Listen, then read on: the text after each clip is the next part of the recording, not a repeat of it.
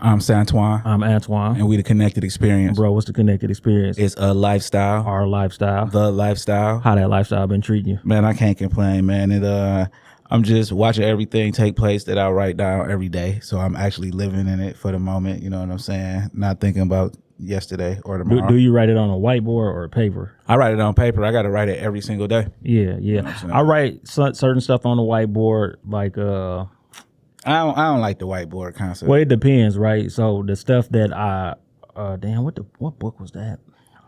Anyway, I had read a book, and that stuff I wrote all the information that I wanted on the whiteboard, and I keep it to the right of my bed. So if I'm just laying in the bed, I can look at it. Certain stuff I write on paper because I want to make sure that I complete these things, and then I go back, or I might find it later and be like, oh yeah, let me check that off. Let me check that off. Let me check that off. So my handwriting is immaculate as well. So I just. What that got to do with anything? That's why, because I write every day. So my handwriting is immaculate. Like, you can't be the judge of that. You got to give it to somebody to read. Okay, I'll show it to you. I'll take a picture of it. We're going to take a poll. Okay. We asked 3 people, because I might be able to read it, and 2 other people might be like, what is this chicken scratch? Yeah. Mine is, I write every day too, and it is chicken scratch. What's in your title? Juvenile, man, 400 degrees. I had to replay it, man. I mean, you just can't go wrong with that. You feel what I'm saying? You just cannot. What about you? What's in your title? Not It's Life After Death. I had to revisit that because I remember being 10 years old and that being my favorite album, and I wanted to listen to it again. But I also wanted to mention, so last week I'm watching the 1995 Source Awards on YouTube, and Shelby watching it with me, and she seen how geeked I got when DJ Quick came out for his set on the Death Row set. You know what I'm saying? Yeah. So then she was like, was it a surprise? Like, ain't nobody know he was gonna beat her? No, I definitely didn't. Yeah. So she was like, well, why you get so amped? You know what I'm saying? So I'm like, well, this is one of the best diss records ever. So she was like, well, what's a diss record? You know what I'm saying? Yeah. So I get to explain to her what a diss record is, and I play her my 2 favorites, which is No Vaseline and Hit 'Em Up. Bro, she listens to Hit 'Em Up every day. After that, dog. The clean version? No, she called Kiwana today and asked her did she know about Hit 'Em Up and No Vaseline, dog. That sounds crazy. What did Kiwana say? They start rapping it together? I wasn't paying attention to that conversation, but I know she called her and asked her, dog. So that was a proud dad moment. Yeah, don't have her corrupting my kids, man. For sure. I mean, but it's different. It's different because she an only child, so she growing up a little faster. You know, she growing up corrupt. I just don't bring. All right. So your kids don't listen to. No cuss rap around me. Yeah, I ain't playing the cussing version of Hit 'Em Up for. The first words is just too ridiculous that you would have to dive deeper. She said it sounded like he was mad at Biggie. It got to. Yeah. So we got to guess. Man. So what's going on, man? Nothing too much, gents. How y'all doing? We doing great, man. You got your lens. What lens is that? This is actually a coffee cup, bro. Oh, that looks like a lens. You got me because you ain't the only one that say that when they see that. So introduce yourself, bro. What's going on, everybody? It's your boy James D. Anderson. Go by JD. I'm super excited to be here with the good brothers SJ and AJ. Appreciate you guys for definitely having me on the Connected Experience. Yo, we appreciate that, man. We obviously be in the same circles. We see each other a lot, and it's just a pleasure to have you, man, and really get on here and talk about your extensive knowledge with these cameras and with this digital media and everything, because that's how we actually see you. Because if we have an event, you come out with Jay and you taping, and even when he kind of first started taping in here, you would be in here making sure everything was correct. So how did you get into that, into cameras and everything like that? So really, man, it started back in like high school. Nothing formal in high school, but I was the kid with the camcorder. You remember the camcorders used to come with the like the 5-inch cassettes that you could put in the handy cams, you know? I still got one of those. So I would always be like the guy with the camcorder, and I would be like recording people jitting at the games, at the pet rallies. What high school did you attend? I went to Cass, and I graduated from Ford, so I did 2 and 2 on each one. Okay. And, why you switch? Oh, I messed up. I didn't go to school. Because people don't understand you could get put out of Cass Hack, right? Yeah, I was smart. But skipping. So downtown, you know, doing what you do. That's all that it was. So from my parents' standpoint, they were like, "You smarter than that." So when I went to Ford, it was like I just got 3.5s, 3.8s, and then I started skipping again, and I graduated in summer school. And I had to test out of like 2 classes, and then I got like a 4.0 in summer school, and they were like, "Why are you wasting everybody's time?" Like what you doing? All right, so yeah. How was growing up in the city? Because you're the oldest of 4, right? Yeah, oldest was 4. So 2 sisters from my mama, 2 brothers from my dad. Never considered them like half siblings or nothing like that. They're always just my. Yeah, that's how we are too. I feel like that's kind of like a downgrade. I'm dissing you if I say to somebody, "That's my half sister." No, this is my sister. This is my brother. How we related really don't matter to you. You know what I'm saying? For sure. And that's just how like I always looked at it as. So I always say I'm the oldest of 5 total. Got 4 siblings, and for me, man, I grew up where the rest of the homies grew up. I grew up on Joy Road. You know what I'm saying? I was always younger. Like you mentioned, Jay and all of them, I was always younger than them. So I was a little homie. So when they were in high school, I was in middle school. So them guys are in their 40s. I'm 38 now. So they got about 3 to 4 years on average on me. So I would kind of tag along with them and stuff like that, being around the block and stuff. And when we got older, just a sidebar, when we got older, ain't really no difference in age when you 35 to 32, 31. So once everybody in their 30s is over. So but a lot of people don't know that I was kind of a little bit younger. So I was the little homie in the neighborhood, things like that. I mean, growing up over there is like what everybody says. There's a lot of stuff that you've seen. And the choice was whether or not you fed off into it. Right. You got into the BS or the garbage and stuff, or you kind of stayed focused up. Now, we all got into stuff, but the extensiveness of what you got into was and up to the you. Choices if you go stay in this. Exactly.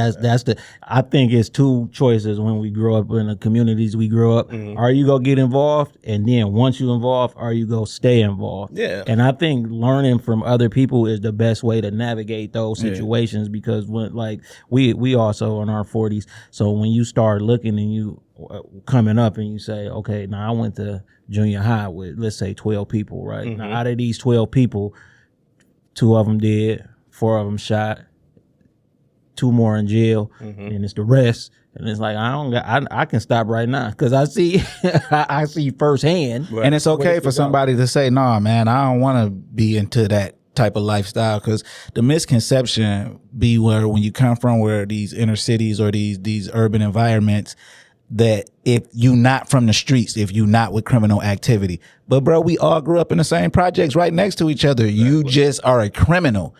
I'm not. We're both still from the same street. We actually live next door to each other. Exactly. And that's the interesting part about it. One thing that I can say, at least from the immediate neighborhood, like in particular, like Plainview Field and like all that area right over in that little pocket right around Evergreen, right? It wasn't like looked down upon if you didn't want to really get involved. Like to be honest, like Jade and all of them guys are like still my good friends to this day. We still interact on a friendship level, on a brotherhood level, and on a business level. And it was never looked down upon like if you didn't want to get involved. It was just kind of cool. You was either with it or you wasn't with it. But one thing I can say I was blessed about, and I was thinking, this is a good question because I was thinking about this the other day, is a lot of the individuals that came out were also right alongside. A lot of them changed their ways. Some people stayed back and they still got stuck in their ways. But it was never the peer pressure of like, you got to do this or you not down with the hood. I didn't experience that. Now, I don't know. Maybe it was just the culture at the time. Maybe people saw things differently. And it wasn't, you had people that was on the block doing what they do, but they never like try to coerce you into doing it. Everybody just kind of lived their life and did what they had to do. And you're right. You can look back out there and see that, individuals that got locked up, individuals that did time, individuals that made mistakes, individuals that got sent off. That was a big thing, in the early 2000s. You were getting into trouble. Your mama or your daddy would send you down with your uncles or granddad down to the farm. South. Exactly, And go raise these live animals if you want to be around some live stuff. Exactly. I think the only thing that we were probably had our nose too open to was females, right? That was about it. But that's gonna be wherever you but it was no other like I mean, it was no peer pressure to get involved in any of that stuff. If you were a school kid, you were a school kid. If you're a church kid, you're a church kid. If you like art, you like art. If you hooped, you hooped. You ran, you ran. Yeah. Like, I think the mix of people being able to be individually who they want to be and then still be from a certain neighborhood or stuff. That's what make the neighborhood strong. It's like a high school. Well, no, let's say college. It's like a college, right? All while you coming up, you want to be from this college. But you really want to do something so phenomenal that the college say he went here. Exactly. So you should go here. So that's why we got so much pride with being from Inkster. And it's like, oh no, like you can think of the most gangster person you want from Inkster, but none of them iller than Don Barton because he really surpassed every businessman you could think of, right? And that's just business. And then you think about the first person who performed open heart surgery in Michigan. He from Inkster. At one time the commissioner of hockey, Players Association or something from Inkster. So it's like, that's what you should want to be like. This is why I'm proud to be from Inkster because you can't exceed the level of certain things. Like who gonna be a better businessman than Don Barton? You feel on a building downtown Las Vegas, a casino. Come on, man, that's what you aspire to. Because even if you try and be gangster, the gangster you try and be like didn't surpass heights of gangsterism because you might go to Arizona and they be like, who is this? Exactly. Who is this? You're only relative to what you're surrounding your environment and what you're known for. Yeah. But, it's not many people that get that national recognition all the way around. And right. I think that's where a lot of the misconception be. And that was one of the motivations that kind of kept me out of that. I didn't want to be relegated to James from Warren and Evergreen or Drew and Evergreen. I didn't want to be just that. Right. Although everybody know where I come from, I still... And that wasn't because of you. Like, that's the big thing, too. Like, you're only from where your parents can afford to put you at. Like, people be like, well, I'm from here, I'm from there. If you don't, if your situation was that bad where you from, you should be looking at your parents like, man, god damn, y'all wasn't on top of y'all shit. Because when you an adult, you can say that now. Like, damn, like, we from the projects because what? Yeah, because your parents wasn't on top of their shit, and now you think that that's a badge of honor. No, man, that's like, now you got to come up even more. Like, you're starting behind the 8-ball, and that's one thing that my father, he definitely instilled in me as being a young man, because he was always an entrepreneur. He was always in leadership, even when he worked even when he worked a job, he was still in leadership. It was all about how do you do the absolute best you can, legally, ethically, and morally. Yeah. And you can succeed. Yeah. If you're ethical about your ways, if you have some sense of morality, whether it's in capitalism, business, money, church, life, relationships, whatever, you'll be good to go. Yeah. And of course, you want to make sure that you're legal because, you don't want it all to crumble. You can stop it all there. So he always instilled that, no matter even what the area we were from, even looking around like, yeah, this ain't right, it was very clearly explained to me and my brothers why it wasn't right and why as a man you should not do this. And, right. And it was never in a scolding manner like, if you do that, I'm going to, Right, it's just, this is what it is. This is the real life of what it is, Because that's the way I approach parenting with my daughter. I'm like, I'm just going to tell you the truth. Like, not my truth, but the truth of the matter. Like, you know what I'm saying? Because if I sugarcoat it for you, you really going to be let down when you find out the truth. And like, I don't want to be the one that you looking at me like you always knew. I'm like, no, I always told you. Like, exactly. You know what I'm saying? Yeah. And that shows your level of commitment to your children, because you're preparing them more for the real world. Exactly. Yeah, it's not a fairy tale. Yeah, because that's what I was telling. That's why I let her listen to Hit 'Em Up with the cussing in it. You know what I'm saying? That's a great example. Because you're not even gonna feel it the same if you hear this. But that's what I was just telling a partner of mine yesterday. I said, "Listen, man, it's gonna happen." Everything you could think of, the good, the bad, the ugly, it's gonna happen. So if you can prepare best for it, then you soften the blow, right? It might not even feel like a blow. Right, you know because even if it's financial, right?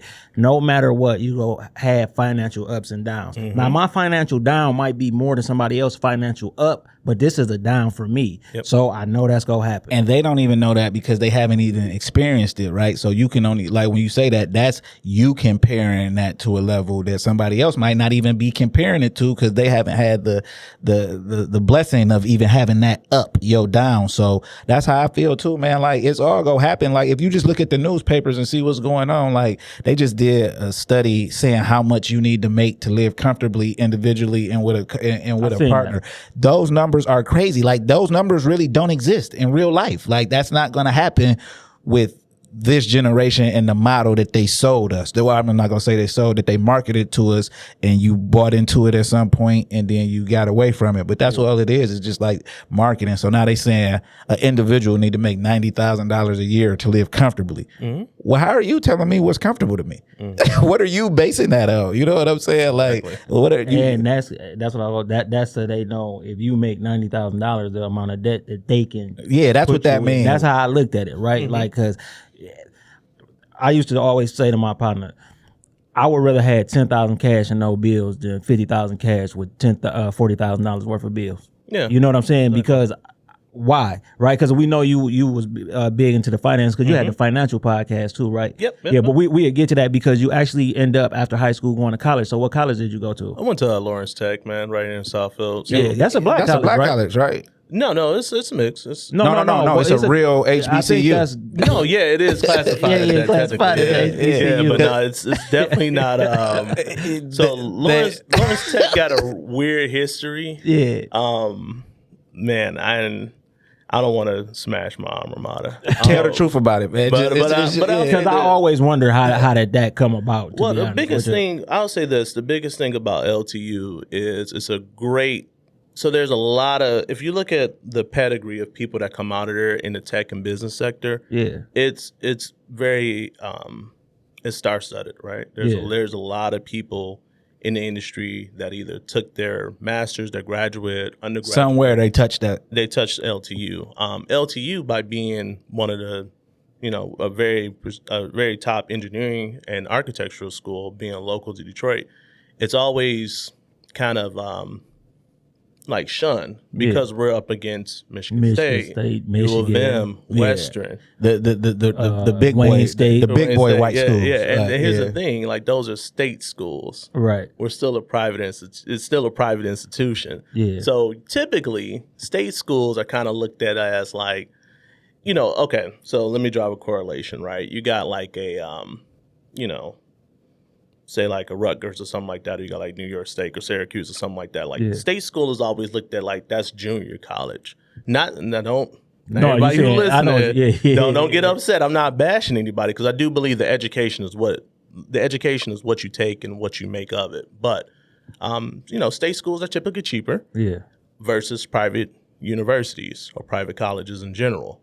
And it's funny because in Michigan, because we're surrounded by Western, Eastern, Michigan State, U of M, Ohio State, if you want to throw them in there. Lawrence Tech is kind of looked at as the little bro, but really Lawrence Tech is kind of like the private specialized college that a lot of people who've made tremendous success have came out of. I mean, dude, I walked across the stage when I graduated in engineering. I walked across the stage with people that were designing algorithms for code in Python back in 2012. Like, these guys were way above their time. Most people that have come out of there has doing things in electrification now. They're doing things in just super futuristic. Man, we were way far out there. Like for my senior project, we actually did so like forklifts and things like that have hour meters, right? Okay. So traditionally, if you got like a lot that rents construction equipment, you will have a guy that goes out there with a clipboard and he will write down the hours. That it ran, and then you match up your services to those particular hours.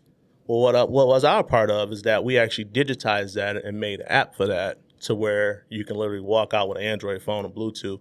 It'll suck in all the hours. It'll build into a macro, and it'll tell you, okay, forklift 40, machine Bobcat 32. It'll tell you each one that needed service. without you having to do that. And then you can allocate your resources to just service what need to have service instead of having to waste time to check every machine. That was like a requirement that you had to do to graduate. Like we had to make a physical product, apply for a real patent, actually go out there and actually make something. And LTU always get looked at as like the little bro. It's like, nah, they doing some cool shit over in their lab, you know? Yeah. And so, but how did it become a HBCU? Well, how did that happen? Well, it's funding and stuff like that. And they got sports and shit too, right? Because I think they just got a field or something. It's a lot going. They opening back up actually or something. Yeah. So they've always had like the hockey team and stuff like that. But it's a petition for a lot of HBCU sports. If you feel what I'm saying, they got the hockey team being HBCU. That's dangerous. A lot of people up there on scholarships that you will be looking at different. Like, oh, he got a hockey scholarship. Then there's people like, oh, you go into an HBCU, but it's really Lawrence Tech and one of the best colleges that you could go to. So that's smart. That's smart. It's a. I hate to say it, it's a marketing thing. Yeah, everything. And that's what it is, dude. I've always been partial to this, and this is just the way I think about it.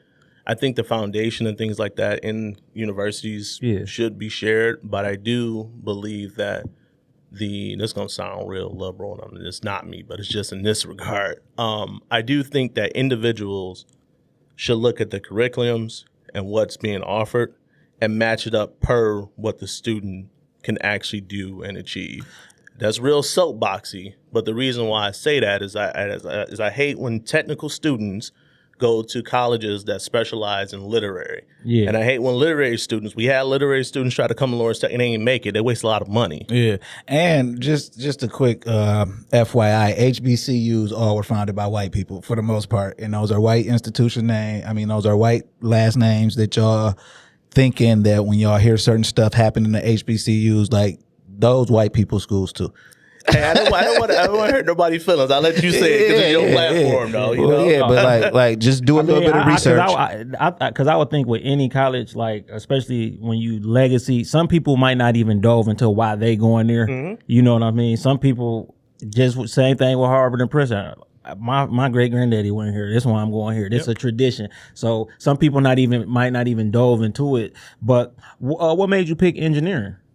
Just really my dad himself, he's always been into cars. Yeah. So at a young age, I was always around vehicles and things like that. Yeah. And my ideal thing was like, okay, I want to do something with vehicles. You can wrench or no? Yeah, I wrench. I still wrench. Well, not so much as I need to, and I try to stay on like my projects a lot. But I wrench.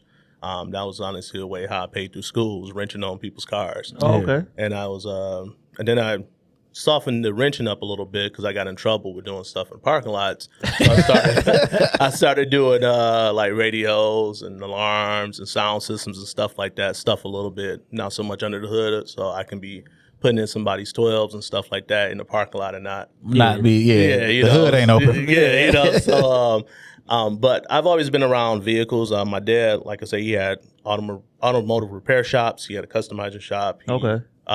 He's actually by trade, he's a master mechanic. Okay. So he's always kept me around that. You know, I was always hanging out with the shop with him. So cars was like second nature. So when I got older, I wanted to do something in cars.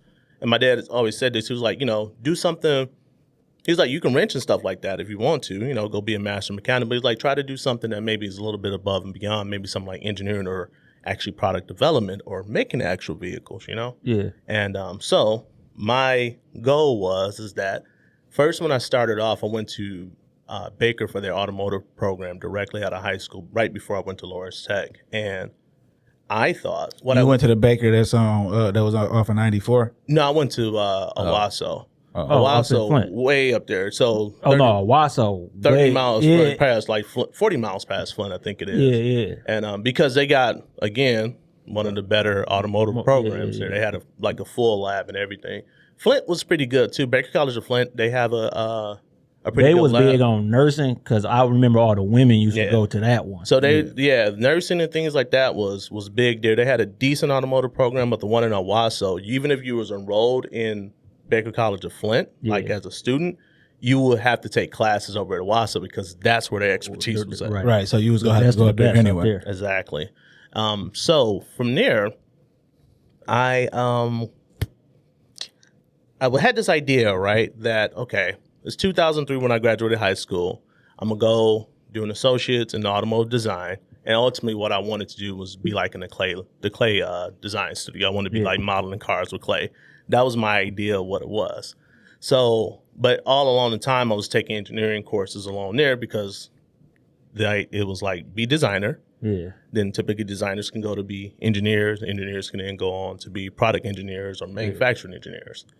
So, just to tie it all together, while doing that and getting my associate's degree and things like that, when I got everything pretty much set up, I got my first degree and the auto industry crashed. Yeah. Oh wait. Yeah. So here you are with automotive knowledge, right? From home. All you know is cars, right? And now you went to school and got a degree with the word automotive on it. Automotive technology and design on it. Right. And boom. And the industry gone. The industry gone. I didn't know really what to do, right? So a little distraught. I'm like, all right, well, I'm going to still go to school. And I'm so knee deep in these engineering credits. Let me go ahead and finish that. And really what I was going to look into was like going to like locomotive or aerospace. Yeah. Right? Because I didn't want to touch the automotive industry. I couldn't even find an internship because Ford, GM, and Chrysler they weren't hiring interns. They was getting rid of people. They were barely keeping people on board. Right. Then the bailout happened, and nobody knew what was going to happen. What was going to happen? So I was going to go. The only industry that was pretty much still kind of moving was locomotive. Yeah. So I was going to flip to that. So I just said, okay, let me just do the generic mechanical engineering degree, or mechanical engineering technology degree, or robotics or something, and I could go anyway. I can go anywhere. I do that. So looking to take what I had now to go to a larger university, right? They nobody wanted to take it. Nobody wanted to. And I hate that type of stuff too, man, because it's like if you offer this type of degree, I know that some of these credits match up with some type of class that y'all have. I think that should be illegal. I do too. Yeah, I think that should be because illegal. It's like I got the knowledge. You really just want my money and push me back. Yeah. So I think with the college education system, that's my biggest turnoff. Yeah, this should be transferable anywhere that you can open a book at. And that's what. Oh, go ahead. Sorry. No, that's what I was saying. Like, cause I got a niece right now. She go to Eastern, and my wife graduated from Eastern, and she was telling my wife like, I don't want to go to Eastern no more. And we looked like, no, you go have to stay or check wherever you're trying to go because that just because a lot of kids don't know that this is not high school. Yep. That just don't automatically transfer, and then you might be starting over technically at another college and still be a freshman. Exactly. Like, you got to make sure when you making these decisions, it's just not because your social life not going how you want it to, because that don't matter no way. Because these just your friends in college, or if you don't have no friends in college, when you get to where you're going, you can meet people. So that just non-transferable, like he said, I just think that should be illegal. Yeah, and that's just, and the thing that kind of, I'm gonna try not to get frustrated about it because I still get mad to this day. I ain't nothing wrong with that. The thing that made me upset the most was I had graduated already. I had a degree in my hand. Right? Yeah, I'm not coming in like, hey, just take half my credits. I'm literally the point that you guys say I'm supposed to be at. Like I had already at that point. It's proof. It's proof that I've graduated. I walked across the stage, and then I just need because typical engineering degree. They can say it's in 4 years. It's a 6-year program. Yeah. You're going to fail some classes. It's tough. If you're anybody who has to work and especially pay for yourself, it's a 6-year program. Yeah. So I'd already did my 3.5 years. I had my first associate's degree. I'm at the middle point where I'm supposed to be. And like I said, they didn't want to take it. So I ended up just like researching Lawrence Tech. I knew it was expensive. I realized it was the best engineering school, blah, blah, blah, blah. I went there. Lawrence Tech gave me tests, and I was testing out of stuff. They were like, "You can start in the summer trimester if you want to." Yeah, right. You there? Come on, yeah, come on with it. And then I met like a lot of the deans and stuff are actually our teachers as well. They're former engineers that was either at Dow, Chrysler. One of my teachers, he actually one of the professors there, who's now I think he's associate dean. He actually had the patent for the voice that's in like subways and buses, now arriving to Main Street. That he made that back in like the 70s. He was an older guy. He made that back in the day, and he had partial credits for that. Tons of stuff that he had throughout for patents. So really working professionals, and I didn't know that beforehand.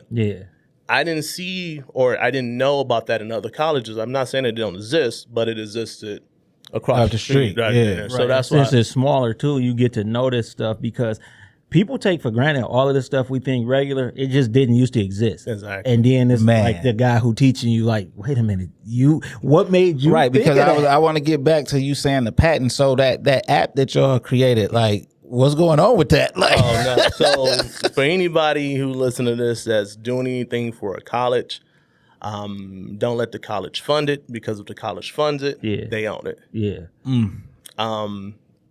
I know that's heartbreaking. I know you want to graduate, and I know you want to do what you got to do. But if you can figure out some other way to switch it to a utility patent so you can make something different, maybe when you go out, or self-fund it, or make sure that up front you understand that it is yours, not university. But typically, most research and development in schools, if it's on school grounds, if it's being funded by the school facility, the school owns it. You can get recognition, you get credits, you get all that stuff. Your name can be on it. You'll be associated with it. There'll be videos of you demonstrating it. But as far as like the utility of it, making money from it, at the bottom line of it, you have to make sure that the school doesn't own it. A lot of things are created in universities by the hands of students. Right.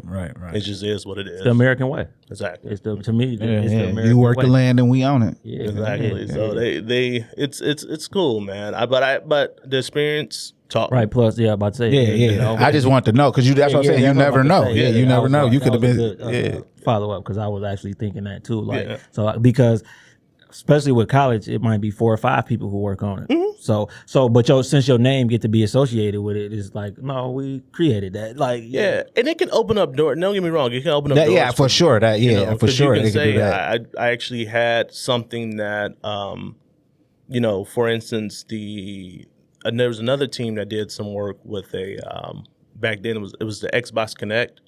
But they were basically working on a version of Face ID. Back in that time, it wasn't common, but they were using the Xbox Connect. They deconstructed it, and it was using it for like locks on doors and stuff like that. And one of them people probably the charge behind the Face ID stuff. Now you never know. Exactly. Man. So I mean, it can. So having that associated with you, it can open up different circles, especially if you want to grow professionally. Because you have done some work and created something. And that's the main thing in the engineering field. What did you do? What did you create? What did you make? Have you been associated with a project that made things, or are you just a paper pusher? Right. And then engineering really wasn't enough for you, because you had the love for this media and entertainment. Oh, absolutely. And well, before that though, you speak about your dad a lot. So obviously he's a big influence. Is he who taught you about finance? Yeah. So I mean, by him being a entrepreneur, I would, when I was younger, being at the shop and stuff, I would have to do the books. That early. I would have to, ages. So give a simple breakdown. I had to keep my own hours, right? I had to prove, I had to punch the clock just like everybody else. I would answer the phone. I would do accounts receivable. I would charge people's cards, like they would get a service done and they would hand their card to a 10-year-old, and I'm back there running the card back there, typing it in, you said type it in the good old days. Yeah, type it in the numbers, so I was definitely involved in the business. When things came up short, I was charged to go find out what transactions was missed, what didn't get charged, maybe something to get sales tax added onto it. I would have to understand the weekly numbers, what we're trying to do, what was the break even. All that stuff was just second nature. Yeah, you learned to by association by being there. So I learned the technical, the wrenching side, but I also learned the business side. And then the third part of it that I learned was customer service, how to talk to people, how to deal with public relations, how to deal with irate customers. Yeah. Which is normally a lot when you're in an industry like that, because nobody wants to have to go to the auto shop. So once they come through the door, they already in pissed off mode. Yeah. So you just got to soften that blow for them too. So exactly. You know what I'm saying. And then your brothers, do they do what do they do? Do they do anything with business or mechanic or mechanical? Not mechanical per se. Well, in a different sense. So my brother is my middle brother is an electrician, by trade. So he does a lot with HV, 480 volt. He does a lot with info and security systems and things like that. And and he has his own business. He actually have two. Shout him out. Yeah. My brother Jordan Anderson, man. Tank to you 313. He is the guy. So he does two things. Number one, he is a certified NRA instructor. Oh, okay. So he teaches people about weaponry, how to train, and things like that. And then he also, like I say, with electricians and things like that, he does a lot with that. My youngest brother, Jamal. So I see this JA is a yeah, for sure. It's all JA. Yeah. My youngest brother Jamal, him and his partner, they have a series of Airbnbs that they do as far as a business concern, and now they're moving into profitability. Yeah.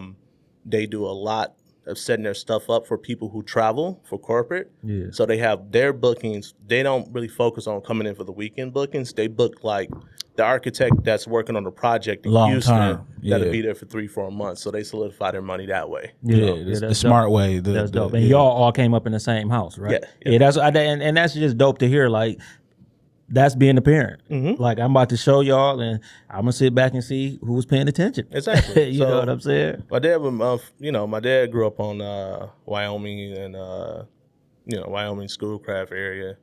Still, particularly, if you're familiar with the area, and it's not the best area, right? On the west side.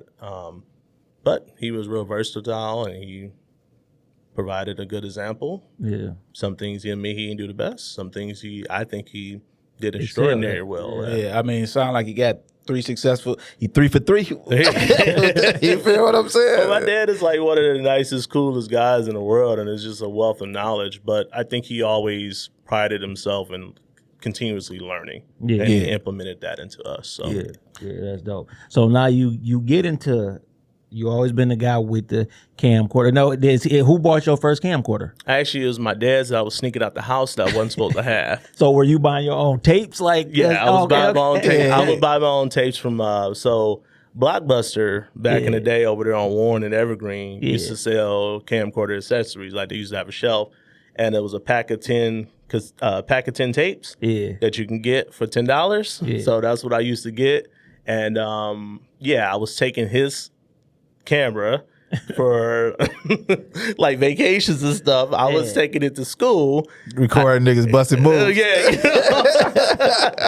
Basically. And then I had me and my cousin AC Aaron. We didn't know that we were cousins at the time when we were going to cast, but we found out later in life. We started a bootlegging business, and we were selling Dragon Ball Z tapes and anime and stuff. So it was like the technology behind like dubbing, and I got really entrenched in that. You in anime? Yeah, I am. Oh, what a coincidence. We actually released an anime movie on Tubi, Animal Instinct, the Urban Jungle Animated. You should check it out. Yeah. Okay. What type of, What was it? A more of action, fantasy? What is it? It's actually both. Okay, all right. So, because it's based on a book that I wrote, Animal Instinct: The Urban Jungle. With the book, yeah. So we turned the book into an award-winning, internationally award-winning anime movie, and it's on Tubi. I want to say like we probably some of the only brothers that's putting anime cartoons on Tubi. Yeah. So y'all were always into it when y'all were growing up? Or? Definitely not. We didn't even know what it was. Yeah, well, I ain't gonna say we ain't know what it was because you've seen Dragon Ball Z. Yeah. But no, so a lot of people like in your I'm gonna say your age range, but we in the same age range, but it seemed like the latter. Yeah, like the people turning 40 now, they was really big into anime. We just kind of didn't. We kind of was too early for the wave, and then the storylines be so. It's like wrestling with them storylines. So it's like, wait a minute, I gotta go back super far. But I mean, I think it's dope. I love when people get their own community and latch on to stuff that they like, and I just be thinking it's super dope. You know what I mean? Because some people just be against it, and it's like, why are you against it? Like, that's all crazy to me. Like, you never even checked it out. Like, I'm not opposed to watching anything. I'm definitely going to some of them conventions and stuff like that. I'm gonna start doing that because we in the business. Nah, you have it, and that's how almost like how you say you're in the business now. That's kind of almost how I got involved. Like, of course, you watch the normal stuff, but I would go down to so there was a booth down at Gibraltar Trade Center where a guy will be selling like import videos and things like that. So I would go tell him what I'm looking for. Somehow he had to connect over in Asia or whatever. I would get the tape and then I would start bootlegging them on stuff that you couldn't buy in the States. Some of them didn't even have subtitles in it. Like, they straight up? Yeah, they were just straight up just talking in Japanese. But but it's the action. Yeah, it's the action. So people wanted it. And then, we had an inventory. We had a binder of all our inventory, what we had, what we sourced, and how many we had. And we would me and my cousin AC would just be pumping out bootleg anime, and then do that, right? Because I was on the cameras, the recording, the dubbing and stuff, right? I started watching it. I was like, oh, okay, yeah. I mean, you had your normal like Dragon Ball that came on. Everybody was familiar with that, but like you start discovering like other stuff that people just underground raw shit. Yeah, I'm like, okay, I did it, and I will say this: I made a lot of money off pushing hentai tapes to high school boys who wanted to see that type of anime. So I was gonna ask about that. Did you come across any of that? It was one called Sailor and the Seven. What was it called? Sailor and the Seven Balls, and it was a parody of Sailor Moon, Dragon Ball, and a whole bunch of other animes, and a whole like it was a medley of the whole crazy situation that might not be safe for work to listen to. Right. Yeah. So then when did you buy your first camera? So my first camera would have been, let me think back. It would have been a Power Shot. I think that's what they called it. Like a 2-3 megapixel digital camera, the kind you would get off a CVS wall and like the stiff plastic that just kind of hanging there. Yeah, that was the first one for me as far as a digital camera. I've always had film cameras. Like I had an old Canon, I think it was my granddad's or something like that. But first digital camera was literally like the 1999 off the wall. Let me grab this. Let me grab it. See what it is. First DSLR would have been the T2 I got. Yeah. And I think I went like $600 on that one. Yeah. And it's just the tech behind it and how far camera technology has shifted. Yeah. I mean, people were still shooting on film, or you had a camera and you had a camcorder. Yeah. When technology started to converge the two between photography and video, that's when I really was like, okay, the T3, different cameras like that had the ability to record video and photo. Yeah. And you can like edit it on your computer. Yeah. You just didn't have to take the raw clip with the date in the bottom like a home movie. Like you can make something with it. That's when that's when the game changed for you. Yeah, I like creating that way. So what's your favorite camera to use now? Me, I use Canon cameras particularly. I love the R6. That's just my favorite camera. What you got? I just got like you don't love the camera. A T6 or something like that. A Rebel T7, I think. The T7i, great cameras, dude. I had bought that for me and my daughter to take pictures, and then I like taking pictures more than video, but I like to get into the video. And then my oldest daughter, she had. I've been buying her camera since she about to be 13, since she was 2 years old. That's the first thing I remember her asking for was like, it was just like this pink digital camera. So she been But they kids. I don't push nothing on the kids. I just see whatever you like. We can magnify it, but she want to get more. I tried to push basketball on Shelby. It just didn't work. You can't push nothing. You can't push. Because you a father also, right? No, he's not. He married though. Oh, you married? Yeah, married. How married life treating you? Married life is great, man. It's always gonna be tough, but I mean, we are celebrating 11 years married. Yeah, that's dope. Next year. So this year we're celebrating 11 years.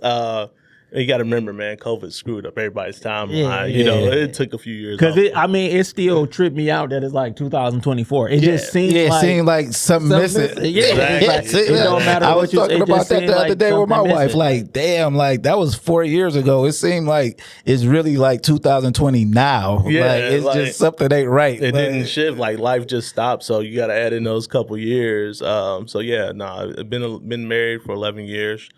Shout out to my wife, man. I love married life. Like I say, the greatest thing that I'll say the best lesson I've learned as being a husband with being married this long is that seeing the transformation of each of us turning into different people. Yeah, because I don't think people understand that that's really go happen. Yes. Like if you marry your wife because she's super fine and she thick and all of that, then you'll have a baby. She probably gonna get fat, dog. Mm-hmm. You probably gonna have you got to be ready for that. Like people don't think people grow or change or whatever, and that's all it is constantly changing. In my marriage, what I have to have though, I have to have 2 bathrooms. Okay, I gotta have 2 bathrooms. Yeah, I'm with that. Because if you marry and you don't got 2 bathrooms, that's gonna be tough because when y'all get into it and both of y'all got to use the bathroom, somebody gonna know that they stand in the bathroom just because they know you got to use it. Yeah, because shit get petty like that. Yeah. You know what I'm saying? So the best advice I could give to somebody getting married, man, is make sure you live somewhere where there's 2 bathrooms, man. That'll solve a lot of problems. And it sounds crazy, but it really don't sound crazy though. Yeah. To somebody who not married, they might not be understanding of that right now, but 2 bathrooms. Watching the growth in your partner, I don't even say partner. Watching the growth in your spouse, right? So in our case, is wives. I think that's tremendous too, right? Yeah. Because I make sure I've been married 17 years. You know what I'm saying?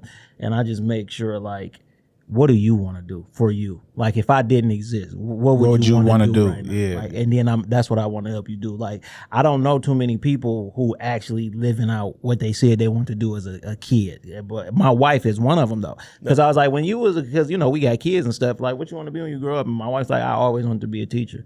So I said, well, what's the next step? I should get my master's. Get it. Right, get your master's, get your doctorate, like all of that, because you're special. You would want to be a teacher anyway. You know what I mean? If I didn't exist, you would want to do that. I'm just here to make sure you do that. And what did you want to be when you was a kid?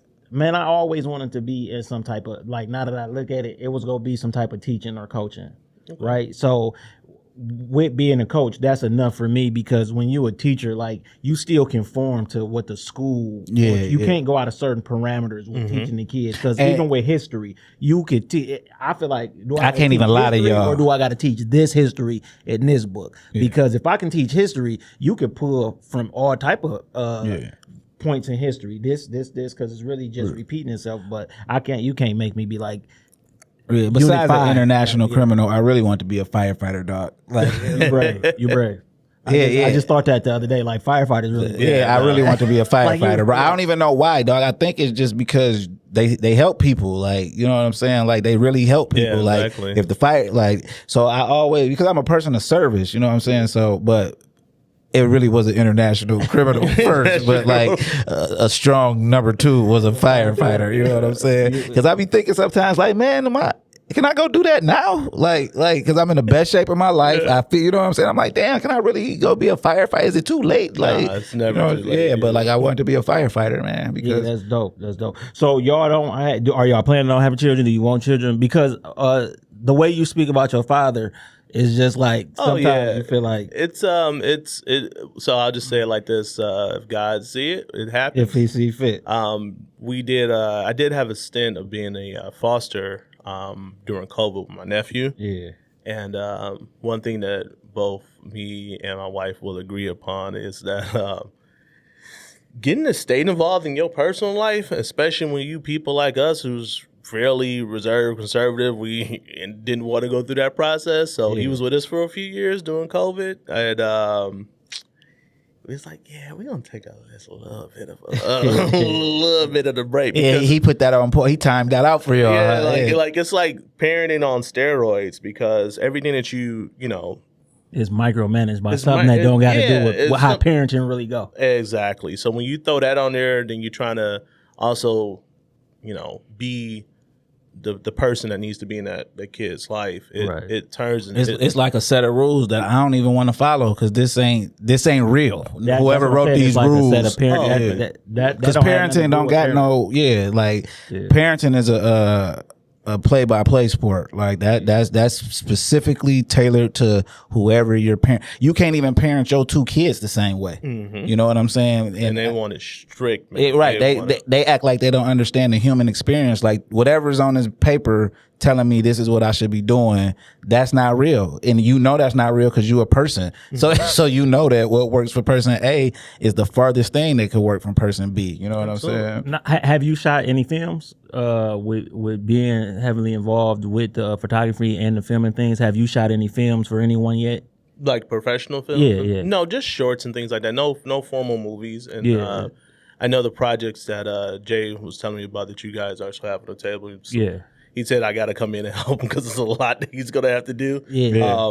But no formal film credits and things like that. I went to a few sets of some of the local stuff in Detroit to help out when like different videographers and things like that needed something, but no formal credits. Is that something you want to get into? Yeah, absolutely. I think through the Carter Media Productions, I think that's probably going to be the first stint when we actually make some real movies and things like that. That's dope. That's dope. A lot of content that I've shot has been. I did some story content, short form content, personal content, business content, of course, for people. Obviously, event coverage and stuff like that, which is where you see me at a lot with you guys' stuff. That's pretty much been the bag of trying to get, I guess, from the self-serving part of it. I want to see, like you guys probably seen some of the clips that I made from the last event we had that Jason sent over to you.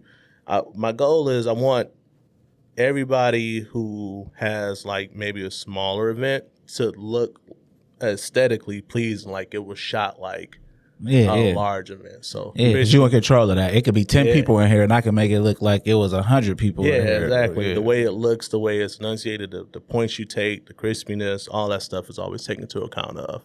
And I think that's what the goal was of it. So I never formally pursued like, hey, I want to, put my bid in to shoot this for like a formal film. And I want to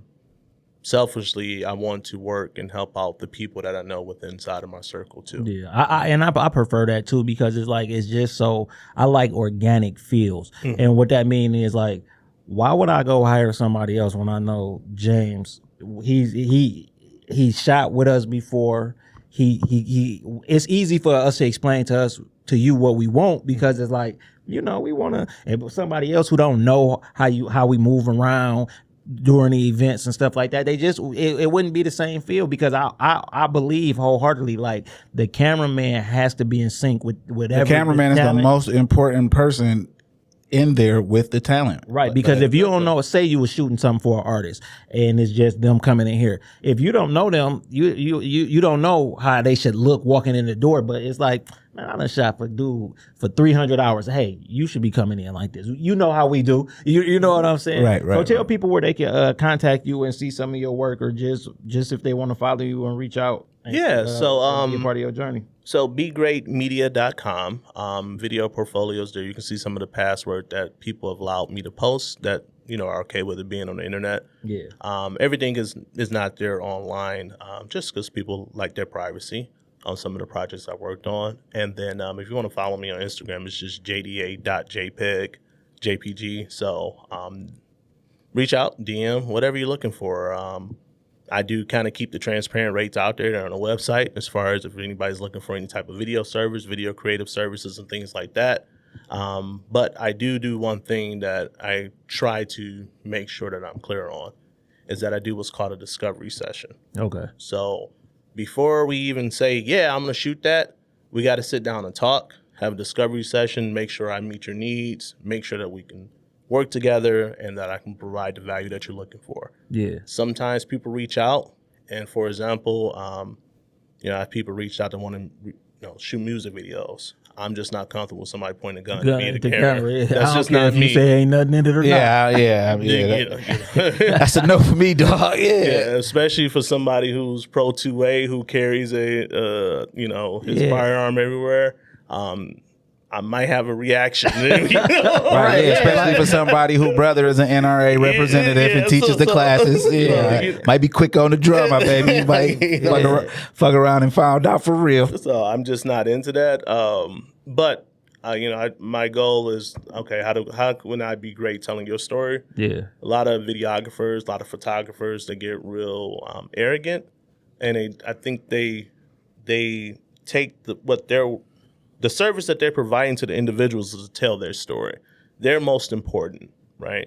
What their vision is how you need to work and to present it right. Yeah. So sometimes videography or videographers and photographers, they get a little cocky because the work will be dope and it's like it's my work, it's this and that. Yeah, it's technically your work. They reached out to you. It's our work. And a lot of videographers and photographers get the big hit because people reaching out to them, and it's like, I'm only gonna be good if I could tell your story. That's actually how my next job will come, if I tell your story right. Because you go tell them who did it. And videography and photography, it's its own art form if you treat it as such. So if I'm a rapper, I have to enjoy your art, so because I believe in your vision. So I'm like, oh, that's who need to do this, because I enjoy looking at their art and what they put out, man. If people want to contact you, bro, how could they contact you? On Instagram. No, you know what? Just go to the YouTube, type in the Connected Experience Podcast Visuals. I think we up to about 1,500 subscribers. The Esham episode going crazy. It's going crazy for us. I don't know what, because we don't compare ourselves to nobody else. Yeah, but this the one that's getting the most a lot of traction, a lot of traffic. So that was good. That was good for us. But just check us out on the YouTube. That's or everythingshelby.com. You go to everythingshelby.com. You can join my daughter's book club. She got her merch on there. She got her books on there. Once I'm done writing this book that I'm writing for somebody else, because I've been commissioned to write another project. Once I'm done with that, we go jump on our joint. You know what I'm saying? Her new one that she wanted to, she being way more vocal. She want her own computer to write. You know what I'm saying? But I'm just not comfortable with that yet. Like, not yet. You know what I'm saying? Because how you go stifle her progress? She could buy it herself. Then she got her own money. She's telling you that so you can take her. She ain't said I want this one. You gotta take her. Yeah. Well, I don't know her. Like, I'm just waiting. Know her budget. Yeah. I'm just. I might get her that just for something. Just you know what I'm saying. But she want to start writing on her own computer. You know what I'm saying? Because I bought her a computer before and she ain't used that joint. That's why. So I'm looking at you like. Go use that one. Yeah, go use that one. You know what I'm saying? That joint's still going. I'm Santoine. I'm Antoine. I want for my brother what I want for myself.